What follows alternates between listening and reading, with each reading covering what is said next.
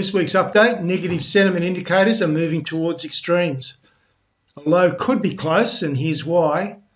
What happened to commodities? Even more, what happened to Bitcoin?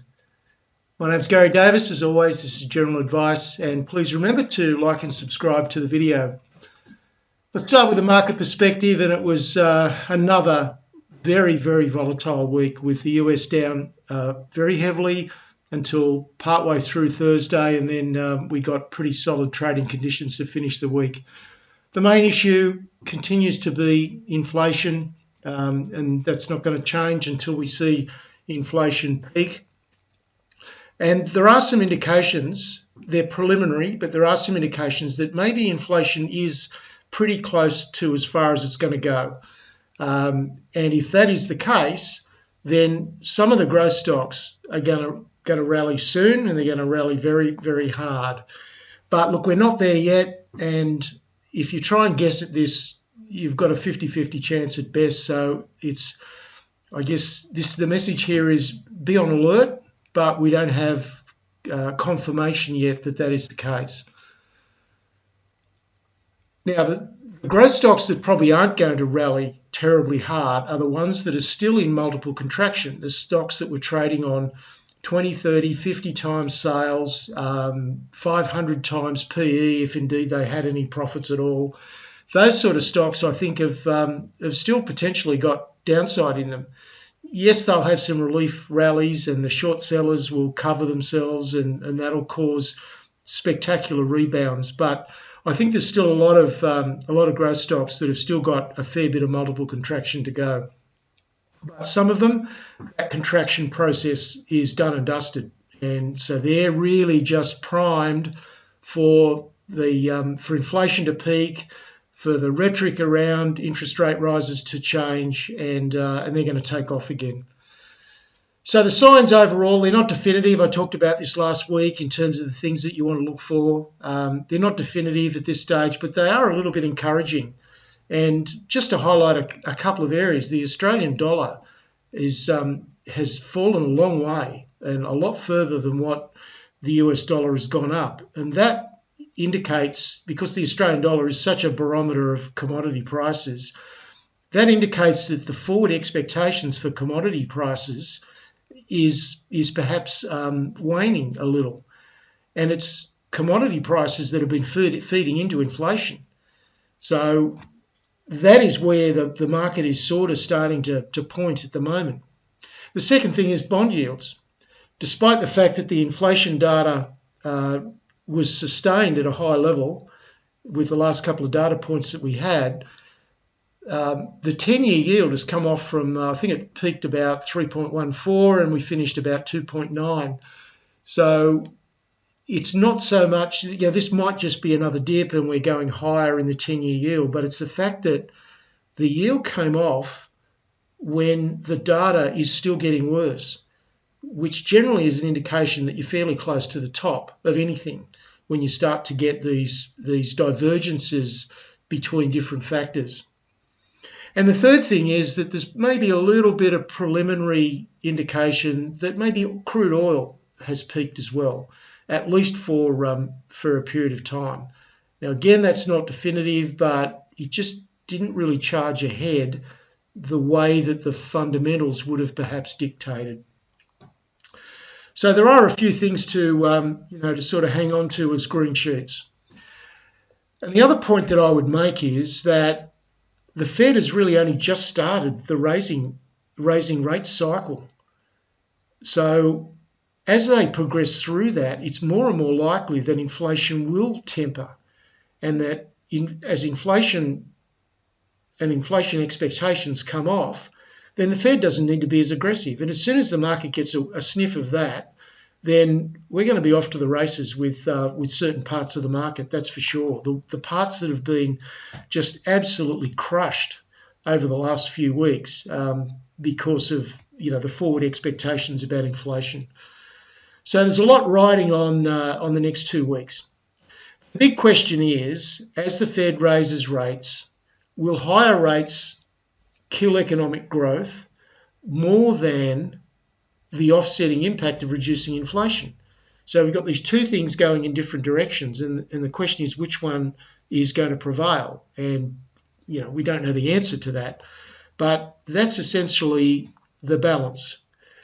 It then leads you to think, well, if the Fed manages to manage it well and they manage to engineer a soft landing, and I'm not overly confident of that, but if they did, then we're likely to get a repeat of the last tightening cycle where the Fed was raising rates and attempting to wind down their stimulus, and that was the period 2015 to 2018, and that was a pretty damn good period for the market. If you look at the S&P over that period of time, it actually didn't do too badly. So that's if the Fed manage it well. Now, if they don't, they get it wrong, they raise rates too fast, then all bets are off. I don't know what the outcome is then. So a lot depends on how well the Fed performs. Look, regardless of that, because all that discussion is about the index, and the reality is that some sectors and some industry groups will always do well. Now, in the early stages of a correction, and this applies all the time, in the early stages, just about everything gets sold down. They all go down in sequential order, and the last ones to fall are the big cap tech stocks, Amazon, Microsoft, Google, etc., and Apple, and that's what's happened this time. Small caps went first, then medium caps, and now finally the large caps have rolled over. So everything's playing out exactly as it normally would. And going back the other way, it's the large cap growth stocks that are going to rebound first, and then it's going to filter down the line, and the small caps will probably be, one of the lagging ones. But again, it's sector specific. Sectors that are in mega trends, you're going to see the small caps rebound pretty smartly as well. So don't get hung up on what the index is doing. You've got to remember we've got a very diverse market, and we've got very diverse performance going forward. So stay with the mega trends and just some sensible trade management. Kick fear of missing out the door. You don't want to succumb to that, because I'm not sure we're at the bottom yet. But there's going to be ample opportunity to to reset and make make ground from the inevitable rebound that we're going to get. Now, this is an interesting chart for the States. It's called the 10-year break-even inflation rate. And what that indicates is the market's inflation expectation over the next 10 years. And what it's measuring is the gap between the 10-year yield, which gets shown here every week, and the Treasury inflation protected securities, or they're otherwise known as TIPS. And so as inflation expectations go up and down, then the gap between those two yields either tightens or opens up. And you can see that it has been trending up of late, which means that the market is expecting inflation to continue to rise. But look at the last few weeks. It's actually rolled over, and we're actually now down below the peak that we had at the end of 21. Now, a single piece of information like this is nothing to hang your hat on, but it's just one more piece of a puzzle where a number of elements are starting to come together. So that's a very interesting chart. I also want to look at the 10-year Treasury note itself. So we'll look over the last 3 months. And you can see we peaked out here at 3.13 on the 6th of May. But over the last week, you can see how much that yield came off. In fact, it got down under 2.9, and that was at a time when all the inflation data was scaring the pants off everybody. So when you start to see that divergence, where you would expect the 10-year yield to, maybe be at 3.2 or 3.3, and it's not, it goes the other way, then you start to take notice. And if you add that to the other elements, then, it starts to give you a bit of a picture of a change in the market.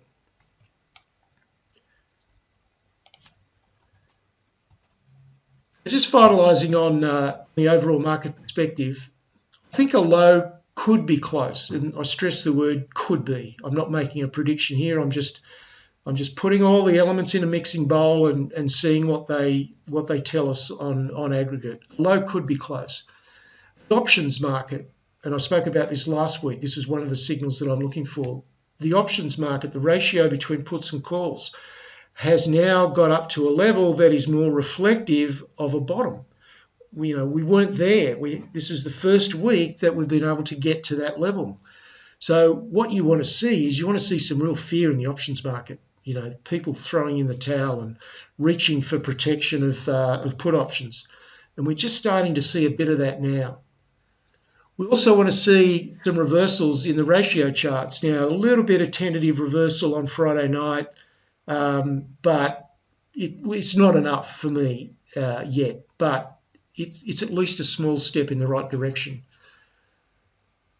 As I showed earlier, we've got the yields well off the highs while the data is still getting worse. Really good divergence. And the VIX has fallen. The VIX spent most of the last 2 weeks between 30 and 35, which is very elevated levels. The VIX is now down under 30, again, thanks to Friday night. So there's certainly a number of boxes getting ticked. However, when I went through a couple of hundred US charts, as I do virtually every day, it's still not that convincing at the individual stock level.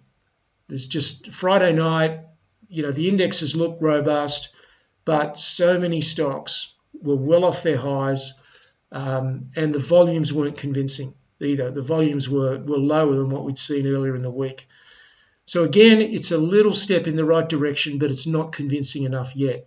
But certainly be on alert, because we could be able to declare a low very, very soon. The S&P, despite a good rally of, I think it was something like 3.5% on the S&P on Friday night, and 4% in the Nasdaq.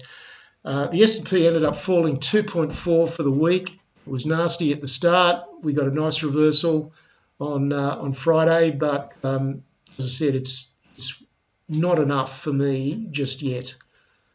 The US dollar index shot up again, and that was really one of the big stories of the week, was the strength in the US dollar, back up to, in fact, I think it touched 105 at one stage. 10-year yield, we saw what that did. Same with the VIX, and the spread between the 10-year and the 2-year spread is at 0.32. It's positive. We only spent a week negative. Forget recession. The bond market is not pointing to a recession at this point in time. All right, let's take a look at some other charts. We'll start with the S&P. You can see a little bit of a tentative reversal on Thursday night. It finished down, but finished off its lows. And then we got a really nice gap up on Friday, and certainly at the index level it went on with it. But as I said, there's a lot of charts that didn't look as good as this. If we take a look at the Nasdaq or the triple Qs, it looks fairly similar, but it's down further than the S&P. And the Russell, small caps, they're all pretty much the same. So this was a bit of a lockstep reversal on Friday night. But when we start to get into the spread charts, we'll look first of all, this is the Nasdaq versus the S&P. So we were down all week until Friday. We got a little blip up on Friday, but I'd need to see more than that to be convinced, and particularly with so many individual stocks not really looking that convincing. This is consumer discretionary versus consumer staples, one of the most important charts you can look at. Small blip up on Friday, but not enough. We've had several of those in what has been a very aggressive downtrend. So you can't say that has reversed. Russell 1000 growth versus value. Same story. It's the same pattern all over. It's just not enough at this point in time. And this is Dow Jones small cap growth versus small cap value. So we're seeing the same pattern there as well. Now I want to actually show a couple of individual stocks. So we'll look at Microsoft, and you can see Microsoft was getting sold quite aggressively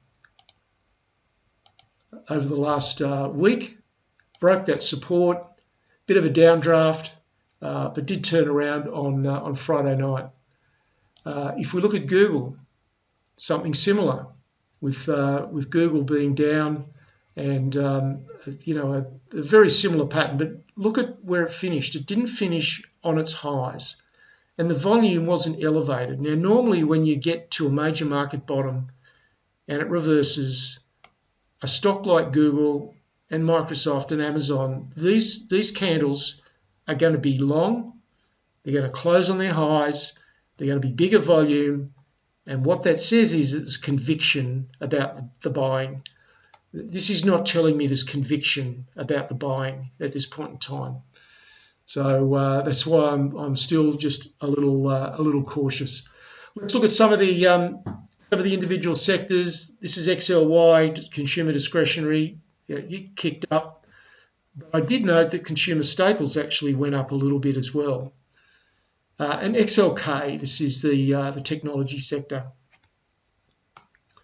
All right, let's look at the currencies now. So DXY, which is the US dollar index, and it had a very, very solid couple of weeks. And we've now gone back above the December 2016 peak. And our peak for the last 25 years is up at 120. That occurred back in 2002. So we've still got a bit of a way to go, but we're now breaking out to effectively the last time we were at this level was in the end of 2002, the start of 2003. So these are almost 2-decade highs in the US dollar. And whenever the US dollar is going up, that is really a bit reflective of fear in the market. And so we're not going to see terribly much at the stock level. Australian dollar, we actually got down on Thursday to a low of 67.6. So the Australian dollar's been absolutely smashed in the last week. But with the US dollar cooling a little bit on Friday night, the Aussie dollar did kick up. But look at the volume, nothing terribly impressive there on the volume. So 68.63 is where we finished. I'll go back and look at that chart because we broke key support, and we're sitting on the next level of support, and then after that it's a fair way down to the next level. So this is a pretty important level for the Aussie dollar. We'll go back and look at that chart. Again, I think one interpretation is that inflation could be waning, because with the Australian dollar that weak, it means expectations for commodity prices has come off the boil, and that reduces pressure on inflation. 1.8% across the week down. That was the end result. Look, it was a horrid week in Australia, particularly for mining stocks. But there's lots of green to finish, and so that was the positive there. Let's take just on the Aussie dollar. So you can see we've got one level there that was broken at about 69.65, and then we've got another level coming through here, picking up all these lows and a couple of highs as well. I'll just get rid of that. So we've got another level just running through here. So we've got a couple of gaps here. We've got all these lows. We've got a few highs. So a line of best fit through here is about there. That sort of picks up most of the highs and lows in the gaps. So you can see we're very close to it. It's about 67.4. And if that breaks, well, there really isn't very much until you get way down here, close to 60 cents. So pretty critical area for the Aussie dollar, and you've got to expect a little bit of a bounce from here. ASX 200, turnaround, reversed all of Thursday's losses, but it was the previous Friday and then Monday and Tuesday that did a lot of damage in the Australian market. And looking at the individual components, this is materials. They've been sold off fairly heavily, but a lot of that is about iron ore. And then healthcare hasn't really done a great deal. Finance certainly come off its peak, but not doing too badly. And energy, of course, continues to be the strongest of sectors in the Australian market. Now, I'll just touch on Bitcoin, because Bitcoin got absolutely murdered and at one stage got down to under 26,000. It was only back here in November that it was trading at 68,000. So it's come off a long, long way. And look, I'm not by any means knowledgeable on cryptocurrencies. I'm just making some observations from something that I read. My understanding is that a lot of this problem has come from the fact that the what's called the stable coin system, which is financial instruments that are effectively tied to the US dollar. That system has effectively failed. And Tether, which is the world's biggest stable coin, fell below its $1 peg to 95 cents. That's not supposed to happen. And that's why, I say the system has failed. Well, the experts are saying the system has failed because it's supposed to stay very, very close to the $1 peg with the US dollar. Now, it's backed by around $40 billion in US government bonds and other securities. The company itself, and this isn't a good look, they refuse to release any details on their financial position, which then sort of, stokes fears over their ability to deal with a mass withdrawal. And so what is sort of rippling through the cryptocurrency market is some fears of contagion across all cryptocurrencies. So this is certainly exploded the possibility that cryptocurrencies could have some sort of safe haven status, like gold. I think it's completely blown that apart, and I don't know where cryptocurrencies goes from here. Let's turn to gold. This is the weekly chart. You can see we've now had 4 weeks in a row with gold progressively lower. We finished just a tick over $1,800. So it, again, just continues to disappoint. This should be an environment where gold does well. It just isn't. However, the Australian dollar is doing pretty well, thank you, because of the currency. There's the daily chart. So not much encouragement there on a daily basis. If we look at GDXJ, miners certainly led the way down, as they often did. Hopefully now with this nice turnaround on Friday night, they might lead the way back up again, but we'll have to wait and see on that. Rolling to precious metals, $72 was the loss for the week. 18.12 was the finish. Obviously, the US dollar fed into that, would agree. But look, I think financial markets, stocks, bonds, currencies, cryptocurrencies, I think the whole thing is in such a turmoil, and there are counterparty risks, or there are fears of counterparty risks. I think there is forced selling. If there was an element of gold being sold, it wasn't necessarily because those people wanted to get out of gold because they didn't like it. It was probably because they had margin calls elsewhere, and gold just happens to be liquid, and you can raise cash to meet margin calls elsewhere. So I think that is perhaps part of the reason. The Australian dollar price got up to 26.50 at one stage during the week, finished at 26.20. So that's a very, very robust and very profitable price for the Australian gold miners. So we finally got a bit of reprieve. We finally got a bit of leadership, but we've seen this movie many, many times before in the last 12 months. Into other commodities, copper was down, nickel was down, 409, 1242 respectively. The US dollar certainly had something to do with that. Crude oil was steady, a bit volatile, but steady at 110 compared to the previous week. And as I indicated, there's just a few little signs that maybe oil has peaked for a little while. If that were the case, that would be a huge boost for equities. Yeah, it certainly would. There's the spot copper chart. You can see we've come off a lot. We were $4.60 just a handful of weeks ago, and now we're down at $4.10.